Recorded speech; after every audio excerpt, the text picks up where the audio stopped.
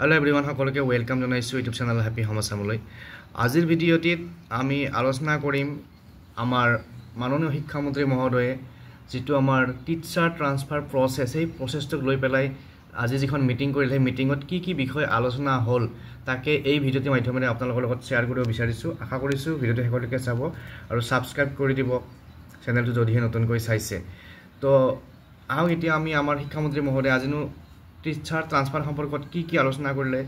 তো ইয়াত দেখিছেনে আপোনালোকে ইয়াত লিখা আছে today I reviewed the teacher transfer process on the https://hrmsassam.in portal along with the director of secondary education and elementary education অৰ্থাৎ যেটো আমাৰ teacher transfer process HRMS Assam পোৰ্টেলৰ জৰিয়তে সেই বিষয়টো লৈ পেলাই সেকেন্ডাৰী এডুকেশন আৰু এলিমেন্টাৰী এডুকেশনৰ যি ডাইৰেক্টৰ সকল আছে বা বিষয়ববীয়া সকল আছে মূল বিষয়ববীয়া সকল তেওঁলোকৰ লগত মিটিং কৰিছে আৰু কি এক্সামিন কৰিছে। We also examine mutual transfer between teachers of the same category but working under different directorates।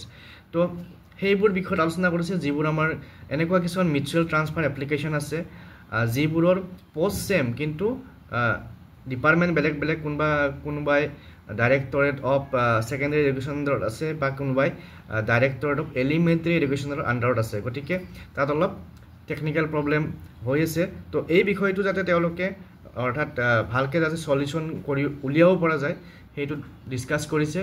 তাৰ লগতে it was observed that some applicants need to edit their profiles accordingly I have directed the portal remain open for an additional 4 days exclusively for necessary edits।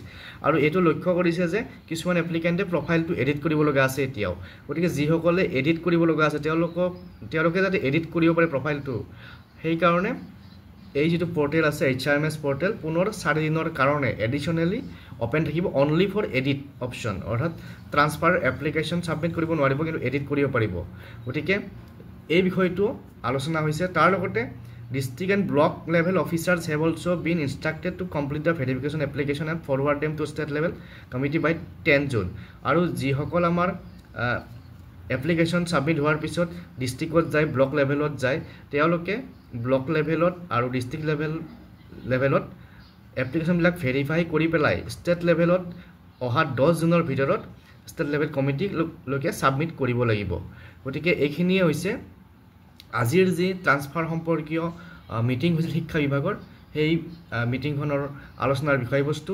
গতিকে আজিৰ এই ভিডিঅ'টি দেখিনি information আপোনালোকৰ লগত share কৰিলো। গতিকে যি সকলৰ এতিয়াও প্ৰফাইল এডিট কৰাৰ কিবা কাম আছিল তেওঁলোকে এডিশনাল 4 দিন পাব আৰু এই 4 দিনৰ ভিতৰত ইয়াত দেখিছেনে এন এডিশনাল 4 ডেজ এই 4 দিনৰ ভিতৰত ট্ৰান্সফাৰৰ এপ্লিকেশন বিলাকৰ যি বা প্ৰফাইলৰ যিবিলাক এডিট আছিল এই এডিট বিলাক তেওঁলোকে কৰিব পাৰিব। কিন্তু যেটো আমাৰ ট্ৰান্সফাৰৰ এপ্লিকেশন সাবমিট কৰা লাষ্ট ডেট 31 মে আৰু হেতুত কোনো ধৰণৰ এক্সটেনশন এতিয়ালৈকে হোৱা নাই আৰু এই 4 দিন অকল পাব অনলি ফৰ এডিটৰ কাৰণে। গতিকে আশা কৰিছো ভিডিঅ'টো আপোনালোকৰ কামত দিছে। গতিকে আজিলৈ এৰিছো পুনৰ লগ পাম নেক্সট ভিডিঅ'ত। Thank U.